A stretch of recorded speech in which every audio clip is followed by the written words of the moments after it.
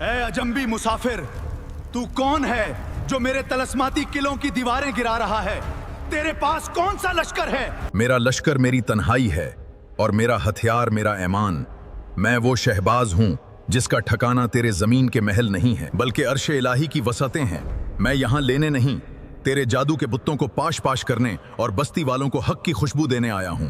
ناظرین، تصور کیجئے 800 سال پہلے کا وہ خوفناک دور جب سیون کی تپتی ہوئی زمین پر صرف سورج آگ نہیں برساتا تھا بلکہ انسانی روحیں بھی ظلم کی آگ میں جل رہی تھیں۔ یہ وہ بستی تھی جہاں پہاڑوں کے کالے سائے میں جادوگروں کے منتر گونجتے تھے اور معصوم انسانوں کی زندگی شیطان کے چیلوں کے رحم و کرم پر تھی۔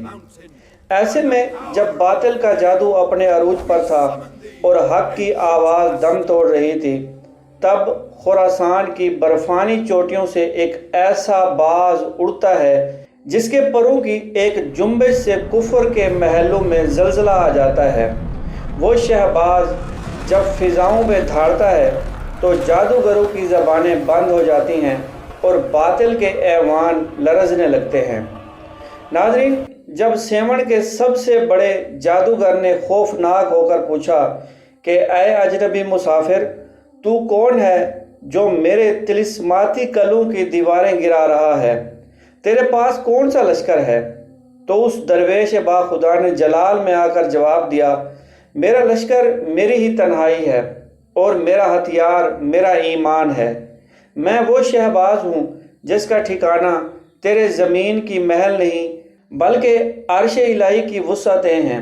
میں یہاں لینے نہیں، تیرے جادو کے بتوں کو پاش پاش کرنے اور بستی والوں کو حق کی خوشبو دینے آیا ہوں۔ ناظرین، یہ کہانی ہے اس قلندر کی جس نے سندھ کی تقدیر کو ہمیشہ کے لیے بدل کر رکھ دیا۔ وہ ہستی جس کے ایک رقص بسمل نے صدیوں کے مردہ خاموشی کو توڑ کر فضاؤں کو اللہ ہو کے نور سے بھر دیا۔ وہ سلطان جس کے آستانے پر آج بھی دنیا کے مغرور بادشاہ اپنا تاج اتار کر ننگے پاؤں ایک عام فقیر کی طرح حاضری دیتے ہیں۔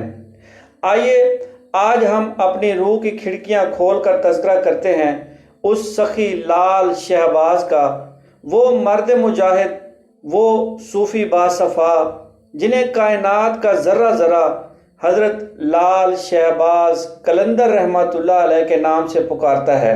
ناظرین، اس داستان عشق کا سفر کرنے سے پہلے ہمیں پہنچنا ہوگا آج سے 800 سال پہلے کے آذربائیجان میں۔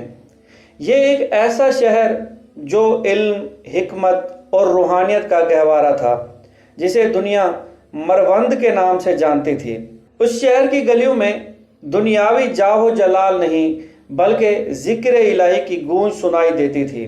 اسی پرسکون شہر کے ایک گوشے میں ایک ایسا گھرانہ آباد تھا جس کا شجرہ نسب کائنات کے سب سے بڑے پاکیزہ گھرانے یعنی خانوادہ رسول صلی اللہ علیہ وآلہ وسلم سے جا ملتا تھا۔ یہ گھرانہ حضرت سید ابراہیم جوابی رحمۃ اللہ علیہ کا تھا۔ آپ صرف ایک عالم دین نہیں تھے بلکہ آپ کے زہد و تقوی کی مثالیں پورے علاقے میں دی جاتی تھی۔ آپ کا سلسلہ نسب چھٹی پشت میں حضرت امام جعفر صادق علیہ السلام سے جا ملتا ہے، یعنی آپ نجیب الطرفین سید تھے۔ حضرت سید ابراہیم جوابی رحمۃ اللہ علیہ کی شخصیت میں وہ جلال و جمال تھا کہ جو بھی آپ کی مجلس میں بیٹھتا وہ دنیا و مافیا سے بے خبر ہو جاتا۔ آپ کے بارے میں مشہور تھا کہ آپ کی دعائیں سیدھی عرش معلی تک جاتی تھیں۔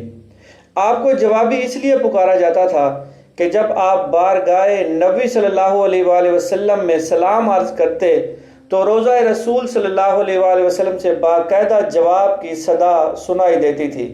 یہ وہ پاکیزہ ماحول تھا جس میں ولایت کے اس عظیم شہباز نے پرورش پانا تھی۔ ناظرین، اللہ کے ولیوں کا تعلق صرف انسانوں سے نہیں بلکہ کائنات کی ہر مخلوق سے ہوتا ہے۔ سید ابراہیم جوابی کی زندگی کا زیادہ تر وقت مصلی پر ہی گزرتا تھا۔ روایت ہے کہ جب فجر کی سفیدی نمودار ہوتی اور آپ اپنے صحن میں بیٹھ کر تسبیح میں غرق ہوتے تو ایک ایسا منظر دکھائی دیتا جو انسانی عقل کو حیران کر دیتا ہے۔ جب آپ زبان سے اللہ ہو کی صدائیں بلند کرتے تو فضاؤں میں اڑتے ہوئے پرندے اپنی اڑان بھول جاتے۔ وہ اڑتے ہوئے پنچھی جو دانے کی تلاش میں ہوتے تھے وہ فضا میں معلق ہو جاتے اور آہستہ آہستہ زمین کی طرف کھینچے چلے آتے۔ وہ معصوم پرندے آپ کے سر مبارک اور آپ کے کندھوں پر اس طرح آ کے بیٹھ جاتے جیسے کوئی پالتو پرندہ اپنے مالک کے پاس آ کر بیٹھ جاتا ہے۔ یہ پرندے صرف بیٹھتے نہیں تھے بلکہ جب آپ تسبیح پڑھتے تو وہ پرندے بھی اپنے پروں کو ایک خاص وجدانی کیفیت میں ہلاتے تھے۔ ایسا لگتا تھا جیسے کہ وہ بے زبان پرندے بھی آپ کی تسبیح کی مٹھاس کو محسوس کر رہے ہوں اور اپنے رب کی حمد میں شامل ہو رہے ہوں۔ لوگ دور دراز سے یہ نظارہ دیکھنے کے لیے مروند آتے کہ وہ کون سا ایسا درویش ہے کہ جس کے ذکر پر آسمان کے مسافر بھی وجد کرتے نظر آتے ہیں۔ ناظرین، جہاں والد محترم ولایت کے بلند مقام پر فائز تھے وہیں آپ کی والدہ ماجدہ بھی تقوی و طہارت کا پیکر تھی۔ آپ کی پوری زندگی کے بارے میں کہا جاتا ہے کہ آپ نے کبھی بھی بے وضو زمین پر قدم نہیں رکھا اور نہ ہی کبھی تلاوت قرآن پاک میں ناغہ کیا۔ حضرت لال شہباز قلندر کی ولادت باسعادت سے کچھ عرصہ پہلے قدرت نے آپ کی والدہ کو ایک ایسا غیبی اشارہ دیا جس نے آنے والے وقت کی پوری حقیقت کھول دی تھی۔ روایات میں یہ بھی ملتا ہے کہ ایک رات جب آپ کی والدہ ماجدہ تسبیح پڑھتے ہوئے سوئیں تو انہوں نے خواب میں دیکھا کہ آسمان کے دروازے کھل گئے ہیں اور ایک نہایت ہی عظیم الشان روبدار اور پر نور باز بادلوں کو چیرتا ہوا نیچے آ رہا ہے۔ وہ باز کوئی عام پرندہ نہیں تھا بلکہ اس کے پروں سے نور کی کرنیں پھوٹ رہی تھی جس سے پورا افق روشن ہو رہا تھا۔ وہ باز تیزی سے نیچے آیا اور نہایت عاجزی اور محبت کے ساتھ آپ کی والدہ کی جھولی میں آ کر بیٹھ گیا۔ جیسے ہی وہ پرندہ آپ کی جھولی میں بیٹھا پورے گھر میں ایسی خوشبو پھیل گئی کہ جس کی مثال دنیا میں کہیں بھی نہیں ملتی۔ جب یہ خواب سید ابراہیم جوابی رحمۃ اللہ علیہ کو سنایا گیا تو آپ کی آنکھوں میں آنسو آ گئے اور آپ نے سجدہ شکر ادا کیا۔ آپ نے فرمایا کہ اے نیک بخت خاتون، تجھے مبارک ہو، اللہ ہمیں ایک ایسا بیٹا عطا فرمانے والا ہے جو ولایت کے آسمان کا بے تاج بادشاہ ہوگا۔ وہ ایسا شہباز ہوگا جس کا بسیرا زمین پر ہوگا مگر اس کی پرواز عرش الہی تک ہوگی۔ وہ پوری دنیا میں بالخصوص مشرق کی سرزمین پر حق کا پرچم بلند کرے گا اور لاکھوں بھٹکے ہوئے لوگوں کے لیے مشعل راہ بنے گا۔ ناظرین، یہ وہ غیبی اشارے تھے جنہوں نے دنیا کو بتایا تھا کہ اب کائنات کی اسٹیج پر ایک ایسی ہستی آنے والی ہے جس کا جلال جادوگروں کے لیے قہر ہوگا اور جس کا جمال تڑپتی ہوئی روح کے لیے سکون بنے گا۔ ناظرین، تاریخ کے اوراق پلٹتے ہیں اور ہم آپ کو لے جاتے ہیں سن 573 ہجری کے اس سنہری سال میں۔ آذربائیجان کا شہر مروند ایک ایسی صبح کا گواہ بننے والا تھا جس کی نظیر صدیوں تک نہیں ملنی تھی۔ آسمان پر ستاروں کی چمک مدھم پڑ رہی تھی اور صبح کی سفیدی نمودار ہو رہی تھی، لیکن اس روز سورج کے طلوع ہونے سے پہلے ہی مروند کی گلیوں میں ایک الگ ہی نور کی لہر دوڑ گئی تھی۔ روایت ہے کہ جیسے ہی مخدوم سید عثمان مروندی المشہور لال شہباز قلندر رحمۃ اللہ علیہ نے اس دنیا میں قدم رکھا، پوری فضا میں ایک ایسی عجیب اور محصور کن معطر خوشبو سے بھر گئی جو نہ گلاب کی تھی اور نہ مشک و عنبر کی۔ یہ وہ بوئے سلطانی تھی جو کسی اللہ کے ولی کے دنیا میں آنے کی گواہی دے رہی تھی۔ پرندوں نے چہچہانا شروع کر دیا اور بستی کے در و دیوار سے جیسے تسبیح کی صدائیں آنے لگی تھیں۔ ناظرین، ولادت کے فوراً بعد ہی قدرت نے وہ جلال ظاہر کیا جس نے دیکھنے والوں کی عقلیں حیران کر دی۔ عام طور پر نومولود بچے روتے ہیں یا آنکھیں بند کیے رکھتے ہیں، لیکن ولایت کے اس شہباز کا عالم ہی جدا تھا۔ کہا جاتا ہے کہ جب اس وقت کی دائی نے ننھے عثمان رحمۃ اللہ علیہ کو اپنے ہاتھوں میں اٹھایا تو اس نے ایک ایسا منظر دیکھا جس نے اس کے وجود کو ہلا کر رکھ دیا۔ جیسے ہی اس بچے نے اپنی آنکھیں کھولی، ان میں وہ غضب کی روحانی جلال اور ایسی گہرائی تھی کہ دائی کی ہمت نہ پڑی کہ وہ ان آنکھوں میں آنکھیں ڈال سکے۔ اس نے محسوس کیا کہ جیسے اس کے سینے کے اندر برسوں سے جمی ہوئی سیاہی دھل رہی ہے۔ وہ عورت جو زندگی کے نشیب و فراز دیکھ چکی تھی، اس نورانی جلال کو دیکھ کر بے ساختہ پکار اٹھی، سبحان اللہ، یہ بچہ کوئی عام انسان نہیں، یہ تو عرش عری کا کوئی خاص فرشتہ لگتا ہے جو زمین پر اترا ہے۔ ناظرین، یہ صرف ایک جملہ نہیں تھا، بلکہ اس دائی کے دل کی دنیا بدل چکی تھی۔ روایت ہے کہ اس ننھے بچے کے چہرے کے انوار نے اس عورت کے اندر ایسا انقلاب برپا کیا تھا کہ وہ وہیں سجدہ ریز ہو گئی اور اس کا شمار حق کے متلاشیوں میں ہونے لگا۔ ناظرین، مروند کے محلے کے بچے مٹی میں کھیل رہے ہیں، شور مچا رہے ہیں، لیکن ایک ننھا سا بچہ جس کے ماتھے پر ولایت کا ستارہ چمک رہا ہے، وہ ایک کونے میں نہایت وقار کے ساتھ بیٹھا ہوا کائنات کے اسرار و رموز پر غور کر رہا ہے۔ سید عثمان مروندی المعروف لال شہباز قلندر رحمۃ اللہ علیہ کا بچپن عام بچوں جیسا نہیں تھا۔ آپ کی خاموشی میں بھی ایک ایسی ہیبت تھی کہ بڑے بڑے علماء جب آپ کے قریب سے گزرتے تو اپنا سر جھکا لیتے۔ آپ کی والدہ ماجدہ فرماتی تھیں کہ میرا عثمان جب جھولے میں ہوتا تھا تو مجھے ایسا محسوس ہوتا جیسے غیب سے فرشتے اسے لوریاں دے رہے ہوں اور اس کے جھولے کو جنبش دے رہے ہوں۔ یہ وہ آغاز تھا اس عظیم سفر کا جس نے آگے چل کر کفر کے ایوانوں کو لرزا دینا تھا۔ ناظرین، مخدوم عثمان مروندی رحمۃ اللہ علیہ کا بچپن عام بچوں جیسا نہیں تھا۔ جہاں دوسرے بچے کھیل کود میں وقت گزارتے تھے، وہیں ننھے عثمان رحمۃ اللہ علیہ کی روح ذکر الہی کی پیاسی تھی۔ قدرت نے آپ کے حافظے میں اتنی تیزی رکھی تھی کہ آپ نے صرف 7 سال کی ننھی سی عمر میں قرآن مجید کے 30 سپارے اپنے سینے میں محفوظ کر لیے تھے۔ لیکن یہ تو صرف شروعات تھی۔ اصل کرامت تو تب ظاہر ہوئی جب آپ مروند کی ایک عظیم درسگاہ میں زیر تعلیم تھے۔ ناظرین، تصور کیجئے اس منظر کا۔ ایک وسیع ہال ہے جہاں وقت کے بڑے بڑے جید علماء اور طلباء بیٹھے ہیں۔ مسند پر ایک جاہ و جلال والے استاد نے، جو اپنی عالمانہ بصیرت کے لیے مشہور تھے، ایک ایسا پیچیدہ اور مشکل فقہی مسئلہ چھیڑ دیا جس نے پوری محفل کو چپ کروا دیا۔ بڑے بڑے علماء سر جھکائے خاموش تھے، کسی کی ہمت نہ تھی کہ اس گتھی کو سلجھایا جا سکے۔ اچانک ایک کونے سے 7 سال کا وہ ننھا بچہ جس کے چہرے پر ولایت کا نور چمک رہا تھا کھڑا ہوا۔ ننھے عثمان رحمۃ اللہ علیہ نے نہایت ہی پروکار لہجے میں اس مسئلے کی ایسی گہری تشریح کی کہ جیسے سمندر کو کوزے میں بند کر دیا ہو۔ آپ کی زبان سے نکلنے والی ایک ایک دلیل موتیوں کی طرح جڑی ہوئی تھی، جسے سن کر پورے حال میں سکتہ طاری ہو گیا۔ استاد محترم جو خود علم کے پہاڑ تھے، ان کے قدم ڈگمگا گئے۔ وہ اپنی مسند سے اٹھے، ننھے عثمان کے قریب آئے، ان کا ماتھا چوم کر بھرائی ہوئی آواز میں وہ تاریخی جملہ کہا جو آج بھی تاریخ کا حصہ ہے۔ بیٹا، یہ وہ علم نہیں جو مدرسے کی دیواروں کے اندر ملتا ہے۔ تم وہ پڑھ رہے ہو جو کتابوں کے اوراق میں بھی نہیں ہے، بلکہ تمہارے سینے میں اللہ کی طرف سے کوئی الہام ہوا ہے۔ تم اب طالب علم نہیں بلکہ عالم کائنات بن چکے ہو۔ ناظرین، ولایت صرف انسانوں تک محدود نہیں ہوتی۔ اللہ کے دوستوں کا تعلق کائنات کے ہر ذرے سے ہوتا ہے۔ ایک بار کا ذکر ہے کہ مخدوم سید عثمان مروندی رحمۃ اللہ علیہ تپتے ہوئے صحرا سے گزر رہے ہیں۔ سورج آگ برسا رہا تھا اور تپتی ریت پر زندگی کے نام و نشان مٹ رہے تھے۔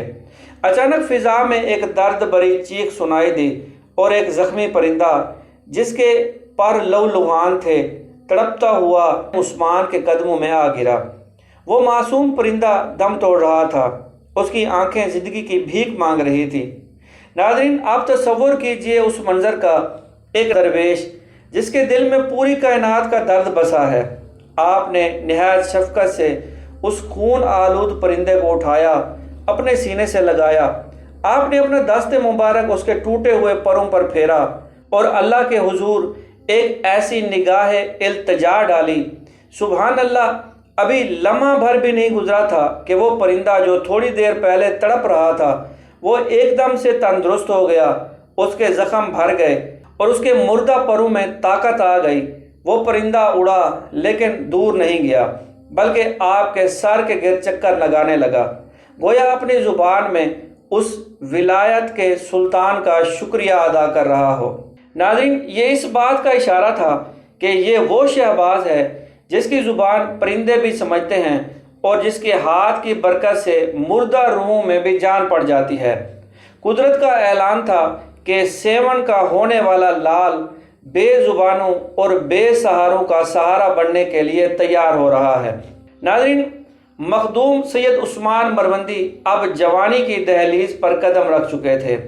آپ کا چہرہ نور سے اس قدر چمکتا تھا کہ لوگ آپ کی تاب نہ لا کر نظریں جھکا لیتے تھے، لیکن آپ کے سینے میں لگی وہ عشق کی آگ اب مروان کی گلیوں میں سمونے والی نہیں تھی۔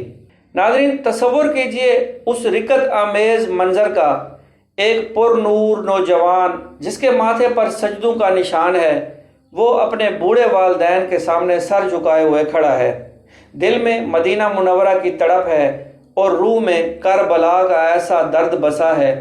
آپ نے اپنا مسلح اٹھایا، اپنی کالی کملی اوڑھی اور ایک عصا تھام کر اپنے آبائی گھر کو الوداع کہہ دیا۔ یہ ہجرت کسی دنیاوی مقصد کے لیے نہیں تھی، یہ تو صرف اس خزانے کی تلاش کی تھی جو صرف مدینے والے مصطفیٰ صلی اللہ علیہ وآلہ وسلم کی چوکھٹ اور کربلا کی خاک سے ملتی ہے۔ ناظرین، یہ اس طویل سفر کا ذکر ہے جب آپ ایک بڑے قافلے کے ساتھ حجاز مقدس کی طرف روانہ ہوئے۔ ریگستان کی تپتی ہوئی دھوپ، پیاس سے خشک ہوتے گلے، میلوں تک پھیلا ہوا ریت کا سمندر، قافلے کئی دنوں کے مسافت کے بعد نڈھال ہو چکے تھے۔ اچانک ایک ایسا مقام آیا جہاں قافلے کا تمام زاد راہ ختم ہو گیا، کھانے کا آخری لقمہ بڑھ چکا اور پانی کی آخری بوند بھی خشک ہو چکی تھی۔ قافلے کے سالار نے مایوسی سے آسمان کی طرف دیکھا، بچے بھوک سے بلک رہے تھے، بوڑھے مسافروں کی ہمت جواب دے رہی تھی، موت کا سایہ ریگستان کی تپتی ریت پر منڈلانے لگا۔ ایسے میں جب سب راستے بند نظر آنے لگے تو قافلے والوں کی نظر اس خاموش درویش پر پڑی جو ایک ٹیلے پر بیٹھا ذکر الہی میں محو تھا۔ قافلے کے چند افراد تڑپ کر آپ کے پاس آئے اور عرض کی کہ اے سید زادے، رحم کیجئے، ہمارے بچے بھوک سے دم توڑ رہے ہیں، ہمارا زاد راہ ختم ہو گیا ہے اور اس بنجر صحرا میں دور دور تک زندگی کا کوئی نام و نشان نہیں۔ ناظرین، تصور کیجئے اس سحر انگیز منظر کا۔ سید عثمان مروندی مسلح سے اٹھے، آپ کے چہرے پر ایک عجیب سا اطمینان تھا۔ آپ نے تپتی ہوئی ریت کی طرف دیکھا اور مسکرا کر اپنا دست مبارک زمین پر پھیرا۔ ابھی آپ کا ہاتھ ریت سے اٹھا بھی نہیں تھا کہ قدرت کے نظام میں جنبش آئی۔ وہ بنجر زمین جہاں ایک تنکا نہیں اگتا تھا، وہاں ریت کے نیچے سے تازہ رس بھری اور معطر خوشبو کا ایک ایسا عظیم و شان ذخیرہ برآمد ہوا جیسے زمین نے اپنا چھپا ہوا خزانہ اگل دیا ہو۔ وہ کھجوریں اتنی لذیذ اور میٹھی تھیں کہ ایسے پہلے کبھی کسی نے نہیں چکھی تھی۔ پورا قافلہ حیرت سے زبان بند کھڑے دیکھ رہا تھا۔ سب لوگوں نے اپنی بھوک مٹائی، لیکن کرامت یہ تھی کہ کھجوروں کا وہ ڈھیر جوں کا توں موجود رہا۔ قافلے کے سالار نے دنگ رہ کر پکارا، یہ کوئی عام مسافر نہیں، یہ تو وہ لال ہے جس کے قدموں تلے سے زمین اپنی بھوک مٹاتی ہے۔ ناظرین، اس ایک واقعے نے پورے قافلے کو مخدوم سید عثمان کا اسیر بنا دیا۔ یہ اس بات کا اعلان تھا کہ جس کے پاس اللہ کی محبت کا زاد راہ ہو اسے کائنات کے کسی دسترخوان کی حاجت نہیں رہتی۔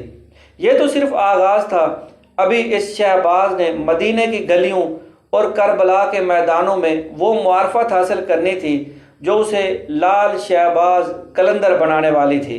ناظرین، سفر حجاز کے دوران آپ کا گزر عراق کی اس سر زمین سے ہوا جو اولیاء کا گڑھ کہلاتی ہے، یعنی بغداد شریف۔ لیکن بغداد میں داخلے سے پہلے قدرت نے آپ کے جلال کا وہ امتحان لیا جسے دیکھ کر انسانی عقل دنگ رہ جاتی ہے۔ ناظرین، تصور کیجئے اس ہیبت ناک منظر کا۔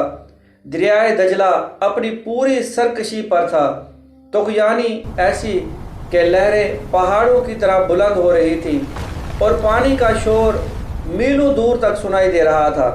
کناروں پر مسافروں کا ہجوم تھا، سب کی آنکھوں میں خوف تھا کیونکہ موجوں کا رخ بستیوں کی طرف تھا۔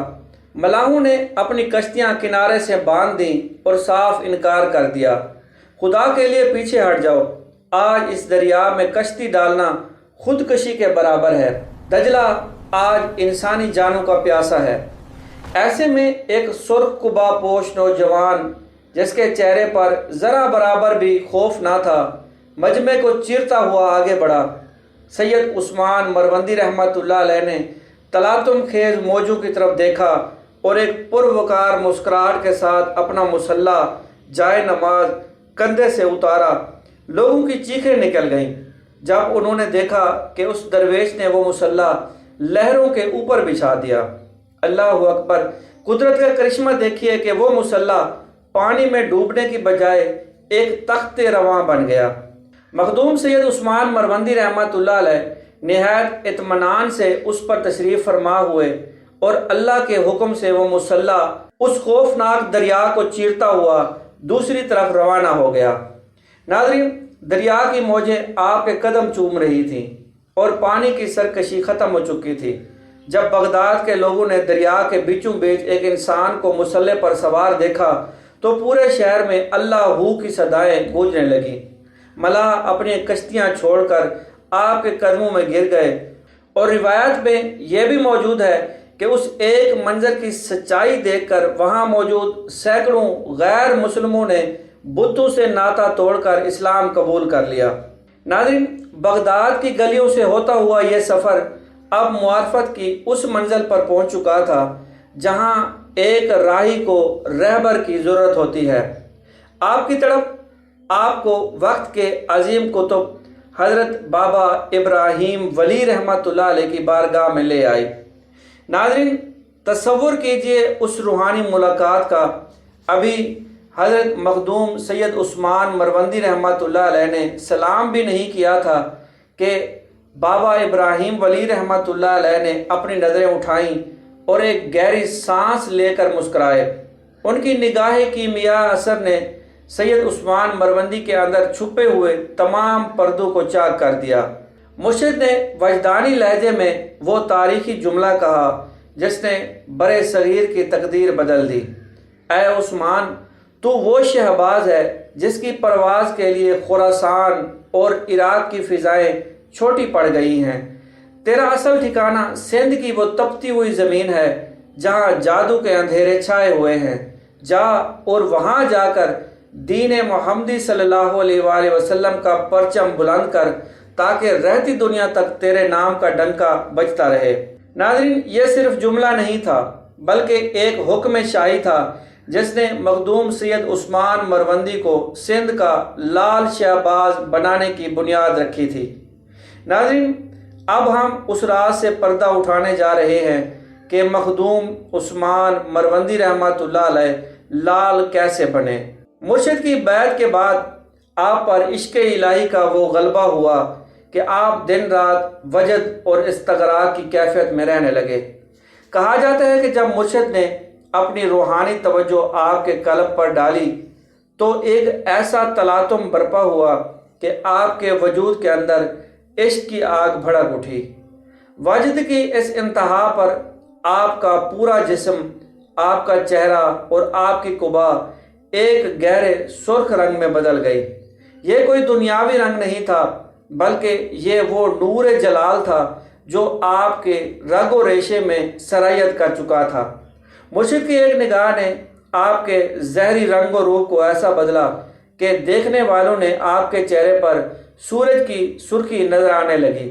اسی دن سے دنیا آپ کو لال کے لقب سے پکارنے لگی۔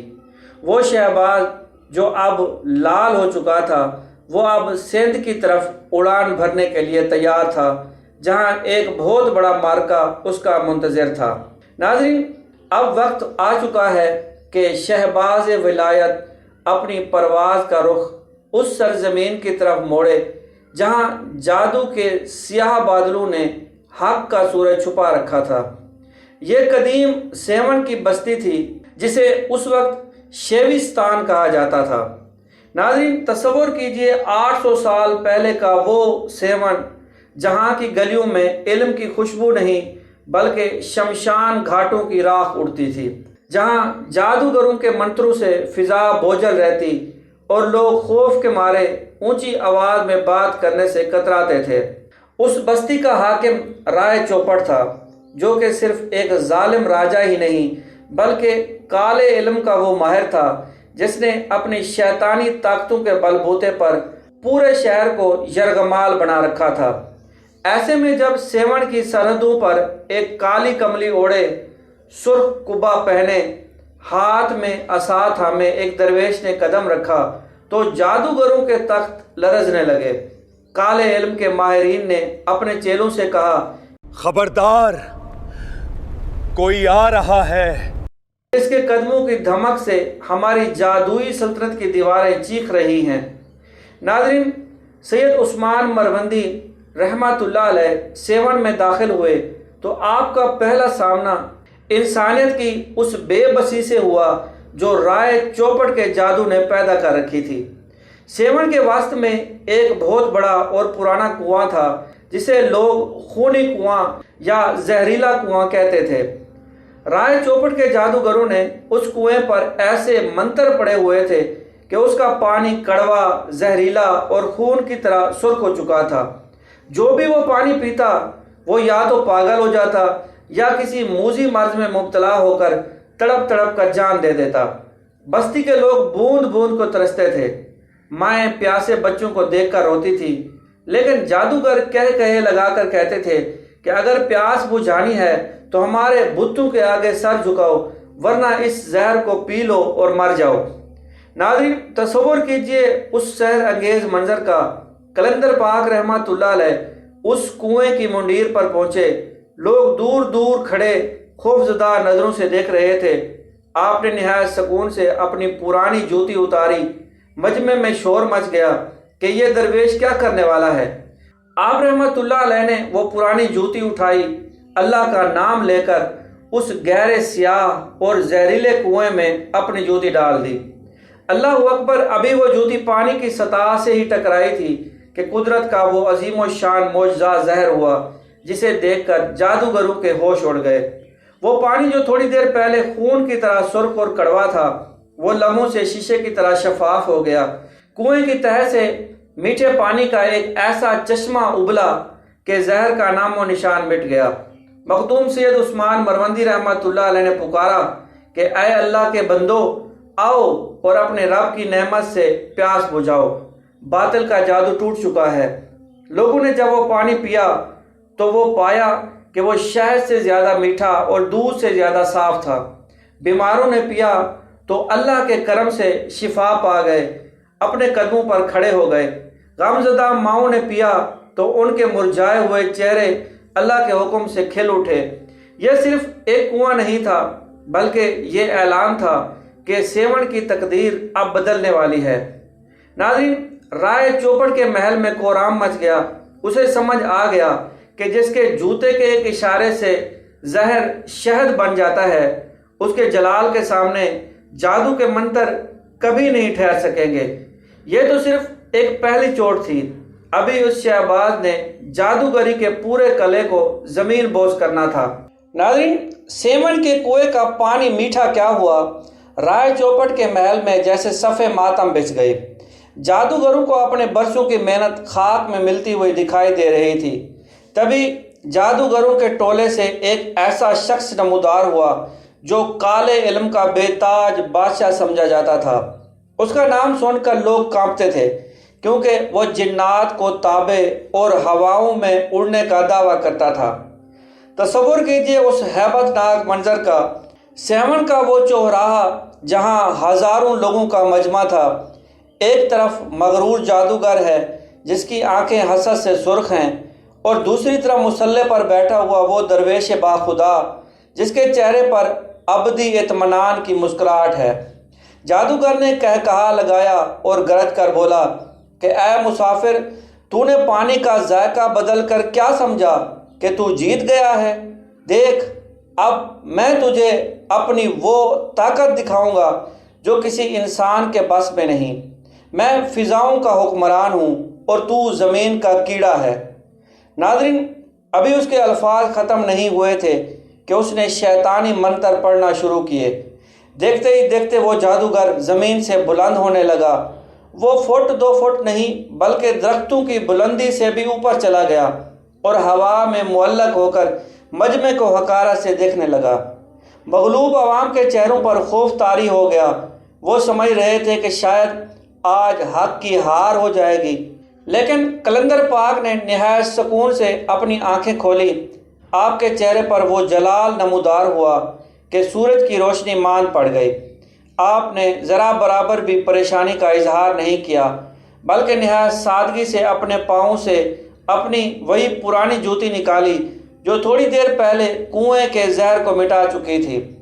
آپ نے اپنے جوتے کی طرف دیکھا اور ایک پروقار اشارہ کرتے ہوئے فرمایا کہ جا اور اس مغرور کو اس کی اوقات یاد دلا دے۔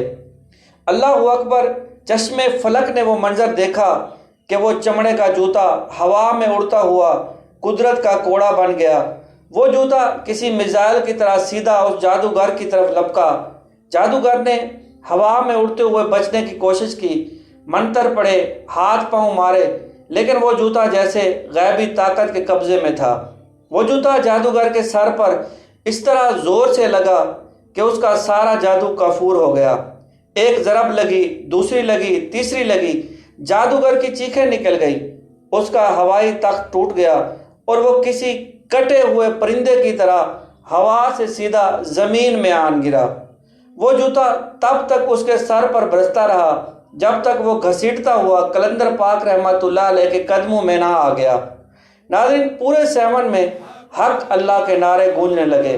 وہ جادوگر جو تھوڑی دیر پہلے خود کو آسمانوں کا بادشاہ کہہ رہا تھا، وہ اب دھاڑے مار کر رو رہا تھا اور اپنی جادوئی کتابیں آگ میں جھونک رہا تھا۔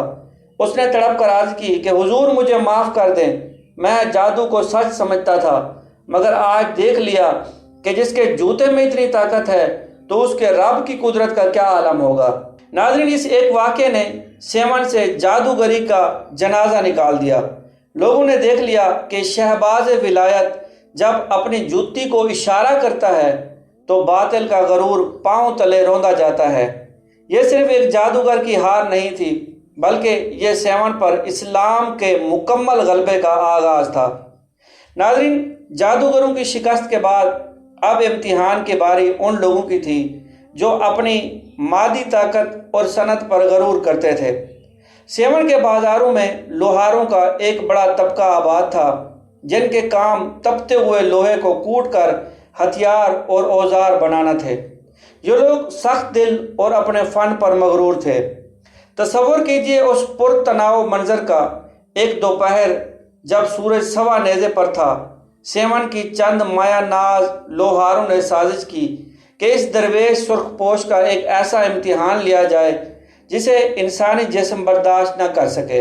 انہوں نے اپنی ایک بھٹی میں ایک وزنی لوہے کی سلاخ ڈالی اور اسے اتنی دیر تک دہکایا کہ لوہا آگ کے شعلے کی طرح سرخ ہو گیا۔ وہ لوہار اس دہکتے ہوئے سرخ لوہے کو بڑی بڑی چمٹیوں سے پکڑ کر قلندر پاک کی مجلس میں لائے۔ مجمع میں خاموشی چھا گئی، لوگوں کی سانسیں رک گئیں۔ لوہاروں کے سردار نے طنزیہ لہجے میں کہا کہ اے سید، اگر تو واقعی اللہ کا ولی ہے جس کے ہاتھ کی برکت سے زہر میٹھا ہو جاتا ہے تو ذرا اس آگ کے انگارے کو چھو کر دکھا۔ اگر تیرا دعویٰ سچا ہے، اگر تیرا خدا سچا ہے تو یہ آگ تجھے نہیں جلائے گی۔ ناظرین، مخدوم سید عثمان مروندی المعروف لال شہباز قلندر نے ان مغرور لوہاروں کی طرف ایک نگاہ جلال ڈالی۔ آپ کے چہرے پر ذرا برابر بھی خوف نہ تھا۔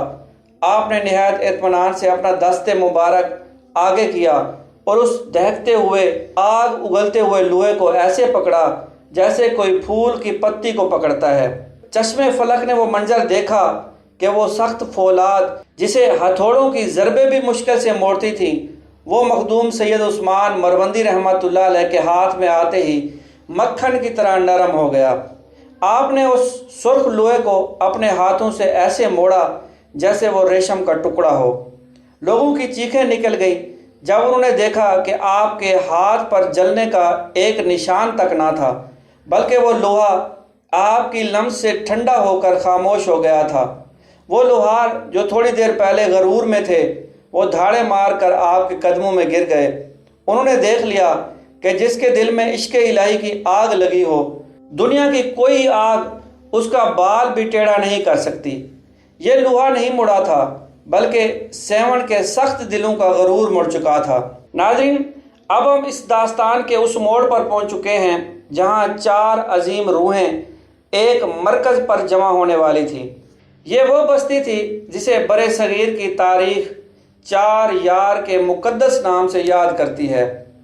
تصور کیجئے، ایک طرف حضرت بابا فرید الدین گنج شکر رحمۃ اللہ علیہ کی شکر جیسی مٹھاس تھی، دوسری طرف حضرت مخدوم جہاں گشت رحمۃ اللہ علیہ کی سیاہی اور جلال تھا، تیسری طرف حضرت غوث بہاؤالدین زکریا ملتانی رحمۃ اللہ علیہ کی علمی ہیبت تھی، اور ان سب کے درمیان حضرت لال شہباز قلندر رحمۃ اللہ علیہ کا وہ سرخ جلال تھا جو سب کو محصور کر دیتا تھا۔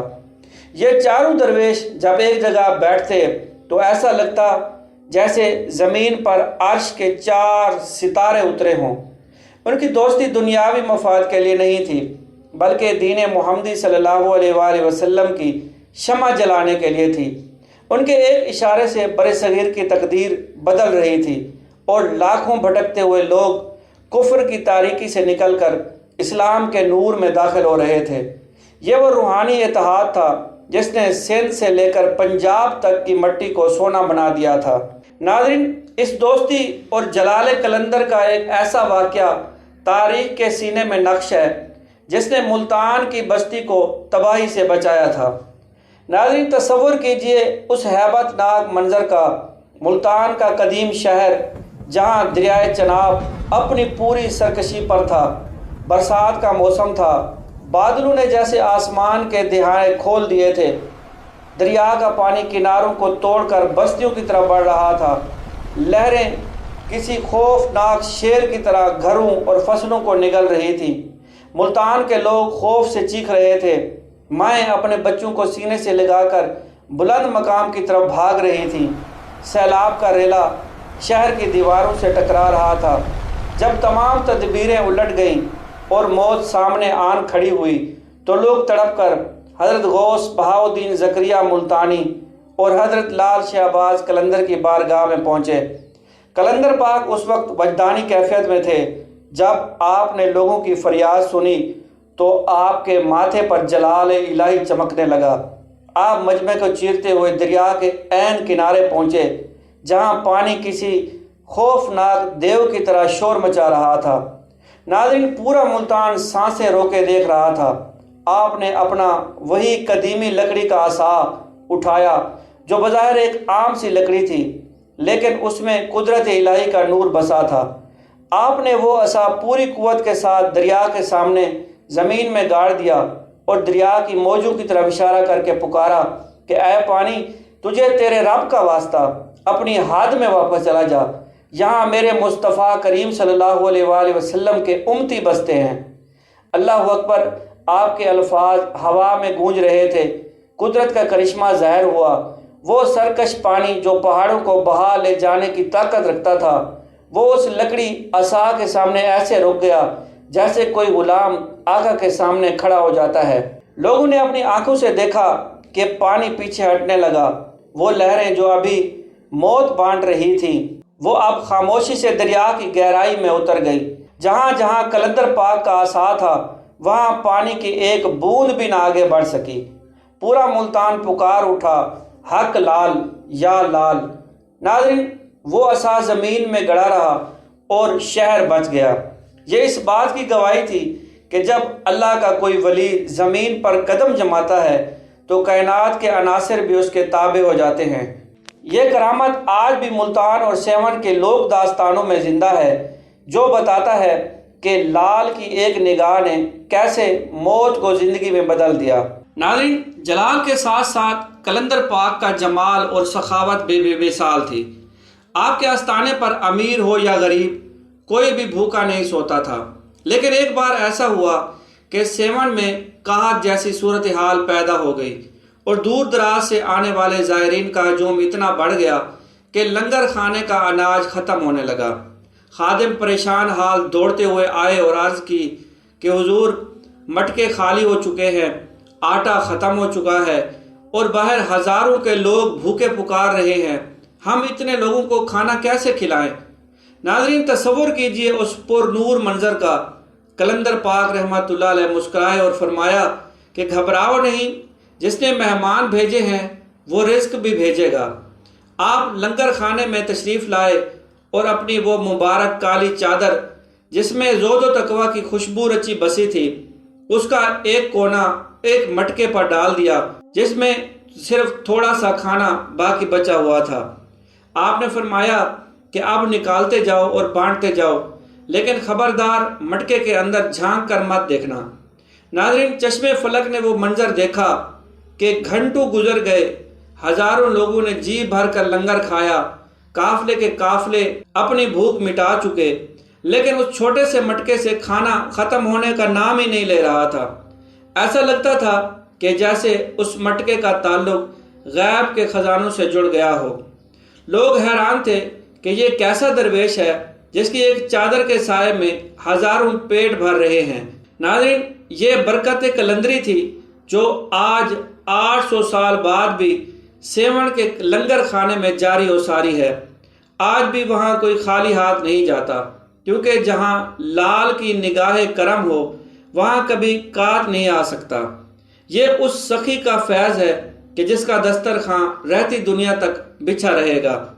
ناظرین، اللہ کے ولیوں کا جلال صرف انسانوں، جنات اور جادوگروں تک محدود نہیں ہوتا، بلکہ کائنات کا درندہ ہو یا پرندہ، وہ اس نور خدا کو پہچانتا ہے جو ان ہستیوں کے سینوں میں بسا ہوتا ہے۔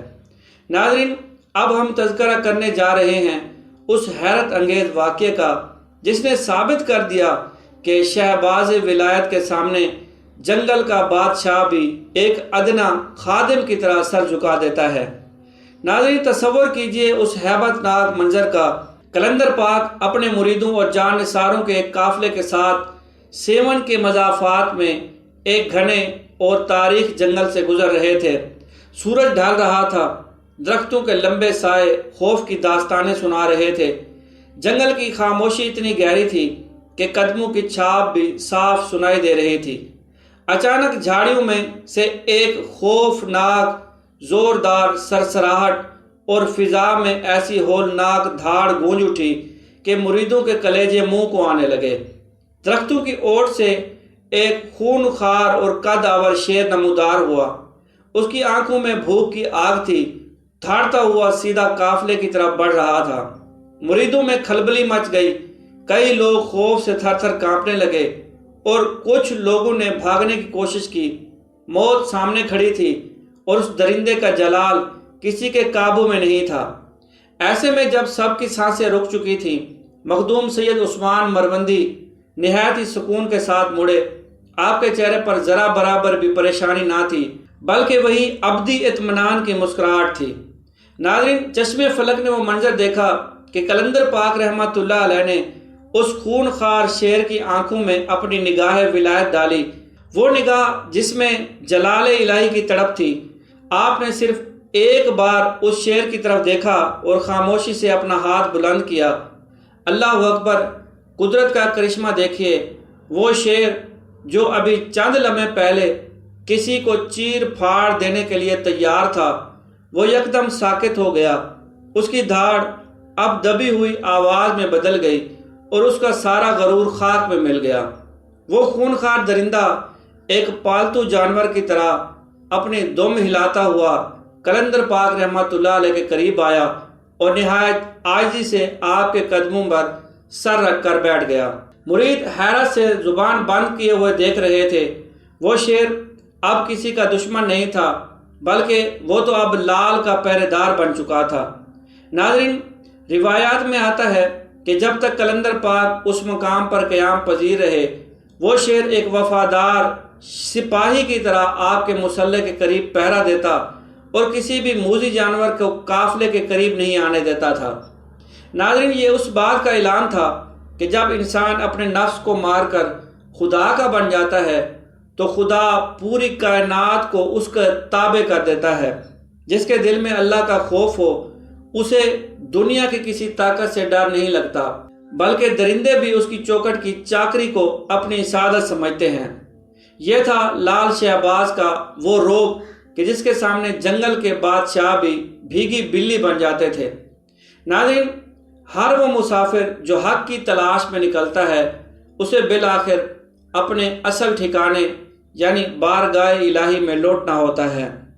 مخدوم سید عثمان مرمندی نے اپنی پوری زندگی انسانیت کی خدمت، باطل کی سرکوبی اور عشق مصطفیٰ صلی اللہ علیہ وآلہ وسلم کی شمع جلانے میں صرف کر دی۔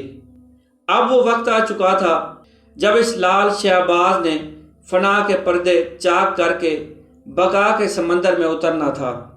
ناظرین، تصور کیجئے سن 673 ہجری کا وہ سال اور 7 کی وہ شام جب فضاؤں میں ایک عجیب سی اداسی اور خاموشی طاری تھی۔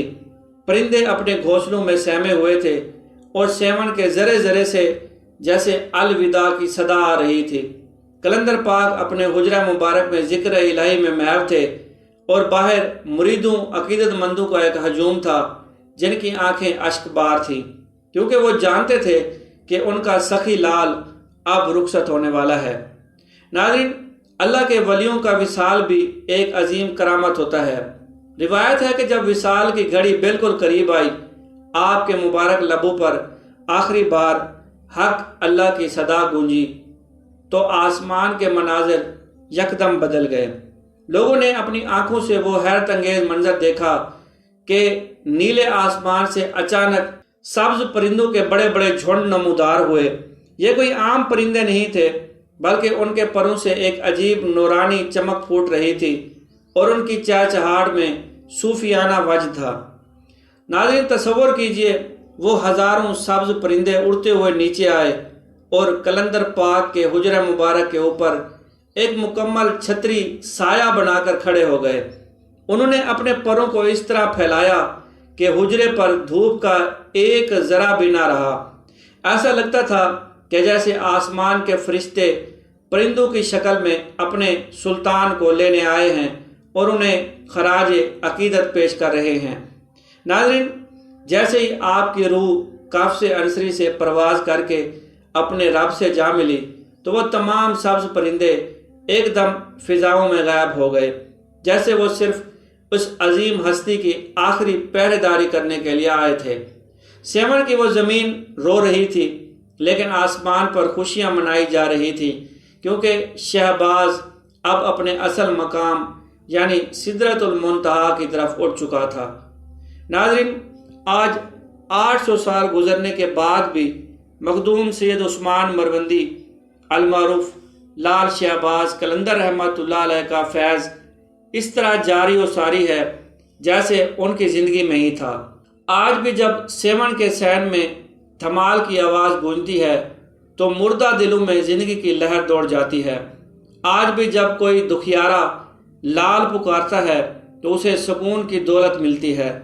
وہ لال جس نے جادوگروں کو جھکایا، جس نے تپتی ریت سے کھجوریں نکالیں اور جس کے جوتے نے ہواؤں میں اڑنے والے مغروروں کو زمین پر لا پٹکا، وہ آج بھی کروڑوں دلوں کا سلطان ہے۔ ان کا مزار صرف پتھروں کی عمارت نہیں، بلکہ وہ جگہ ہے جہاں آج بھی بادشاہ فقیر بن کر آتے ہیں اور جہاں سے کوئی خالی ہاتھ نہیں جاتا۔ ناظرین، یہ داستان تھی اس قلندر کی جس نے ہمیں سکھایا کہ جب عشق الہی جلال بنتا ہے تو کائنات اس کے تابع ہو جاتی ہے، اور جب وہ جمال بنتا ہے تو دشمن بھی قدموں میں جگہ پاتے ہیں۔ سلام ہو 7 کے اس شہباز پر جس کا نور قیامت تک دلوں کو منور کرتا رہے گا۔ ناظرین، آخر میں ہم دعا کرتے ہیں کہ اللہ پاک حضرت سید عثمان مرمندی المعروف لال شہباز قلندر رحمۃ اللہ علیہ کے صدقے ہم سب کی مغفرت فرمائے، آمین یا رب العالمین۔